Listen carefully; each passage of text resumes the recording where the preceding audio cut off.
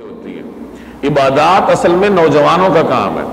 اب نماز ہے، نماز مکمل طریقے سے نوجوان پڑھ سکتا ہے۔ جب نوجوانی کی حدود گزر جاتی ہیں، بڑھاپا آ جاتا ہے، مختلف آزار پھر بندے کو لاحق ہوتے ہیں، کبھی بیمار ہے، کبھی کرسی پہ نماز پڑھ رہا ہے، کبھی بیٹھ کے نماز پڑھ رہا ہے، یعنی وہ پھر معذوری کی نماز شروع ہو جاتی ہے۔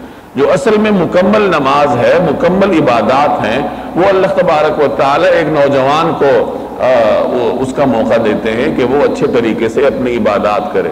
ظاہر ہے کہ ایک بزرگ اگر معذوری کی حالت میں بیٹھ کر نماز پڑھتا ہے تو اسے اپنی نماز کا پورا ثواب ملتا ہے، اللہ تعالیٰ اس میں کمی نہیں کرتا عذر کی وجہ سے۔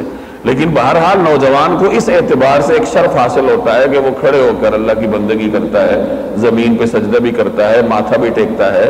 یہ بہت بڑی نعمت ہے، لیکن ہمیں اس نعمت کا ادراک نہیں ہوتا۔ یہ تو جب اللہ تعالیٰ زمین پر ماتھا ٹیکنے کا موقع چھین لیتا ہے، پھر انسان کو پتہ چلتا ہے کہ زمین پر ماتھا ٹیکنا یہ کتنی بڑی نعمت تھی۔ آدمی بیٹھ کر یا کرسی پہ نماز تو پڑھ لیتا ہے، لیکن اسے سجدے کا وہ لطف حاصل نہیں ہوتا جو زمین پر ماتھا ٹیکنے سے انسان کو ایک سکون ملتا ہے اور تسکین حاصل ہوتی ہے۔ تو نوجوان کو اللہ جل جلالہ نے ہر قسم کی توانائی دی ہے، اس کی بصارت پورے طریقے سے کام کر رہی ہے، سماعت پورے طریقے سے کام کر رہی ہے، اس کے جسم کے تمام اعضاء اپنے طریقے سے کام کر رہے ہیں۔ تو چونکہ اللہ کی نعمتیں اس پر کمال درجے کی ہوتی ہیں، تو اللہ جل جلالہ کو اس سے اپنے راستے میں قربانی بھی مطلوب ہوتی ہے کہ اگر کوئی نوجوان توبہ کرتا ہے، اس کی اللہ کے ہاں اور قدر و قیمت ہوتی ہے۔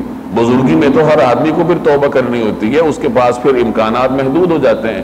تو اگر کوئی نوجوان اپنی نوجوانی میں اللہ جل جلالہ کے راستے میں نکلتا ہے، مسجد جاتا ہے، اللہ کی عبادت کرتا ہے، تو اس کے اس دورانیے کی نماز اور اس دورانیے کی عبادت اللہ جل جلالہ کو انتہا درجے کی محبوب ہوتی ہے۔ تو یہاں فرمایا